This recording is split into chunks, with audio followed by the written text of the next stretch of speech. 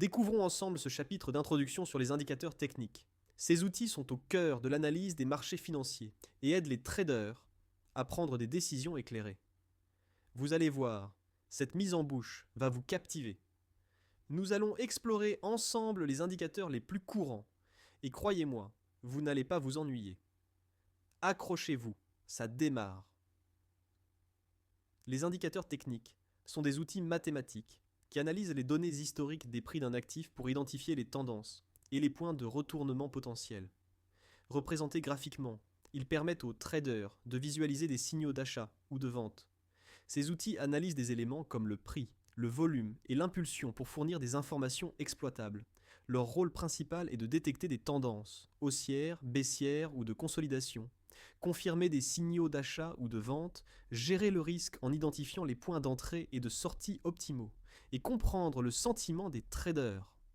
Un des indicateurs les plus utilisés est la moyenne mobile.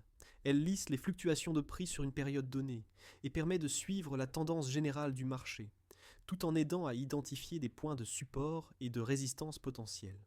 Les fractales sont des structures qui se répètent et signalent donc des changements de tendance possibles après une forte impulsion de prix. Ces motifs indiquent souvent des retournements imminents. Ensuite, nous avons les bandes de Bollinger, qui mesurent la volatilité d'un actif. Elles sont composées d'une moyenne mobile simple et de deux bandes qui représentent les niveaux de surachat ou survente. Ces bandes aident à anticiper des périodes de volatilité accrue. L'indicateur stochastique est un oscillateur qui mesure la position d'un actif par rapport à son amplitude de négociation. Il aide à détecter les moments où un actif est suracheté ou survendu, offrant ainsi des signaux d'entrée ou de sortie. Le RSI, Relative Strength Index, mesure la force relative d'un actif en fonction de la vitesse et de l'ampleur des mouvements de prix. Il se présente sous forme d'une échelle de 0 à 100. Un RSI supérieur à 70 indique un surachat, tandis qu'un RSI inférieur à 30 signale un survente. Le RSI est très utilisé pour identifier les points d'entrée et de sortie sur le marché.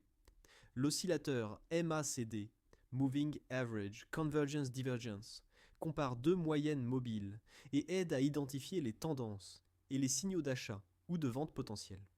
Une divergence haussière ou baissière entre les prix et le MACD peut être un indicateur de retournement de tendance. Combiner plusieurs indicateurs permet de réduire les faux signaux et d'améliorer la précision des décisions de trading.